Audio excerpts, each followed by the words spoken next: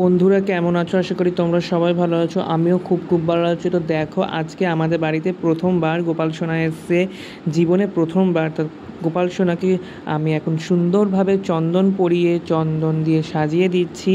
তোমরা দেখো কত সুন্দর লাগছে আমার গোপাল সোনাকে। এখানে গোপালের সাথে সাথে আরও দুটো যে গোপাল ছিল তাদেরকেও কিন্তু সেমভাবে সাজিয়ে দিয়েছি। তার সাথে সাথে আমার ঘরে সমস্ত ঠাকুরকে আমি ফুল দিয়ে, চন্দন দিয়ে, তুলসীপত্র দিয়ে সাজিয়ে দিয়েছি। তো আমার গোপালকে কেমন লাগছে অবশ্যই কমেন্ট করে বলবে।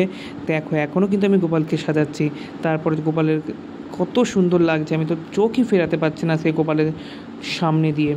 তারপর আমার ঘরের ঠাকুরকে দেখো কত সুন্দরভাবে ফুল, ফল, মিষ্টি সমস্ত কিছু দিয়ে সাজিয়ে দিয়েছি। আমার ঘরে কিন্তু কত ঠাকুর আছে, দেখেছো? এখানে বড় মা আছে, এখানে সাজের মা আছে, আরও কত ঠাকুর আছে। সবাইকে কিন্তু আমি ফুল দিয়ে সাজিয়ে দিয়েছি। তারপরে দেখো, গোপাল যেহেতু আমাদের বাড়িতে প্রথমবার এসে, তাই গোপালের জন্যে পায়েস রান্না করছি।